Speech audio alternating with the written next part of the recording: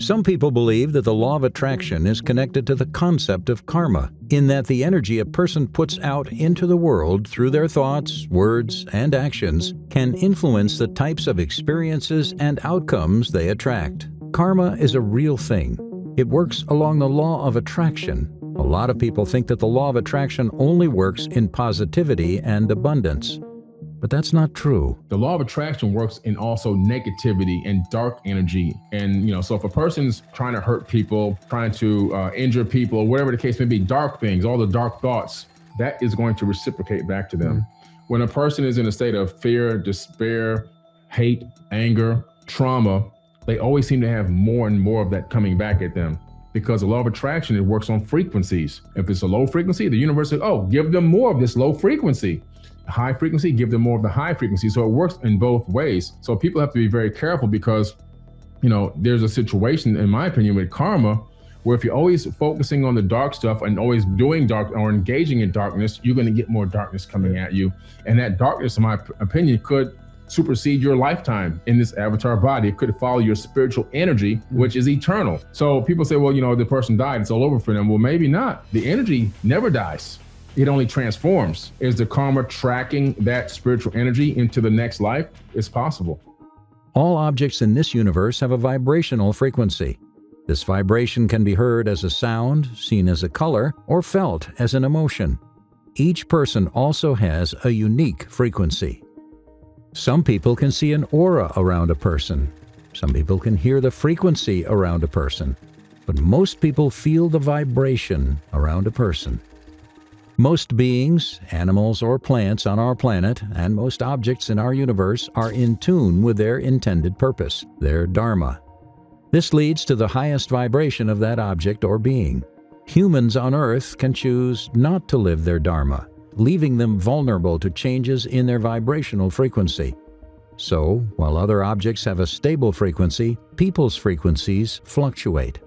This frequency is the core of your being, and no matter how much you try to cover it up with a persona that says otherwise, someone who has quieted their mind can see through it and ascertain the actual vibration of your being at that moment. Why is vibrational frequency important? It attracts the components in your life that match your frequency. This includes the people around you, the type of life you have, the foods you eat, the situations you find yourself in, etc. In essence, this is the law of attraction, much discussed today.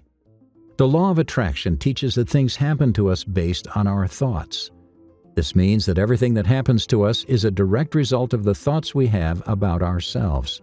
This is the foundational premise of the law of attraction. The law of attraction, as it is generally taught, is great for modern times. It is simple and it works. There is no need for most people to look any deeper. But it is a simplified concept of the full system brought out by Hinduism long ago. Let's look at one of the components that make up the law of attraction and makes up the frequency of all people and objects: the concept of gunas. The three gunas. In various Hindu texts, there is a reference to what is known as gunas. Gunas can be roughly translated as meaning qualities of any object or person. The three gunas are known as sattva, rajas, tamas. Sattva is known as goodness, wholesome, constructive, harmonious. Rajas is known as passion, active, movement. Tamas is known as darkness, destructive, chaotic. The gunas can be found in all objects, including food. Eating wholesome food is sattvic. Eating spicy food or drinking coffee to get you active is rajasic. Eating near-expired food or heavily salted food or foods containing trans fat is tamasic. Each in turn will change your emotions, body, and mental frequency. Most people have a combination of the three gunas. They are usually tilted towards sattva or tamas, with rajas activating them. If you are a person who is raising a family and going out into the world to bring home material prosperity, then you will need to have rajasic qualities. This is not a bad thing. The key takeaway to increasing your vibration is to shift to more sattvic qualities along with your rajasic qualities. Certain monasteries are closed off from the public, where the monks focus only on themselves and are shut off from the world. These monks can be purely sattvic. If you're listening to this type of information, you are already shifted more towards sattvic qualities than tamasic qualities. The tamasic qualities are strongest in lower vibrational people who are experiencing the lower natures of hate, dullness, etc. The rajasic qualities are strongest in businessmen, politicians, and anyone interacting heavily in the world. Sattvic qualities are predominant in those who may be in the world but are becoming more aware of their inner world and their soul. Karma and the three gunas. Now that we discussed the gunas, we can move to the law of karma and the three gunas. To keep things simple, let's consider karma as cause and effect. The karmic pattern you set for yourself follows the initial cause's qualities. If the initial action was done out of a sattvic mindset, the results will be sattvic. If it was tamasic or rajasic, the results would be of that. If it was mixed, the effect that returns will be mixed. You also absorb the qualities of the gunas, the quality of the media you consume, the food you eat, the people you associate with, the conversations you have. The cause and effect of karma is instantaneous in the inner worlds. If you are in tune with your inner nature, you can immediately see the effects of your thoughts, speech, and actions. It may take years for the physical manifestation of karma, but the emotional change can be felt instantly. People who have meditated and are a little more in tune with their vibration can see the shift. They can feel the guilt for a wrong they have done immediately. This is a good thing. An immediate emotional response system can prevent us from thinking the same thought, saying the same thing, or doing the same action again. How we change our frequency moment to moment.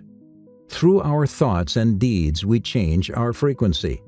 Small thoughts and small actions make a subtle change. Strong thoughts and powerful actions make more of an impression. Over time, we are able to change our frequency by consistently moving our thoughts and actions in one direction. Here is an example of a shift in a person who is looking to build wealth. They think positive thoughts on wealth, have positive affirmations working for them, and take the right action when needed with the belief that it will work out as they had visualized it. Over time, they change their frequency. The more the frequency changes, the easier it is to become wealthier. Their frequency is now of wealth, not of lack. They have essentially changed the gunas within their frequency. This is the basis of the law of attraction. So now that we are aware that each thought and each action will change your frequency, you can begin this moment. It is up to you to use your will, take action, and think thoughts that will raise your vibration. Every time you remember it, do it again. It is simple, but not always easy. Willpower is needed to keep moving on the path. Thank you for watching. If you find this video enlightening and valuable, we kindly invite you to subscribe to our channel. Until we meet again, keep listening, keep learning, and keep growing. Stay blessed.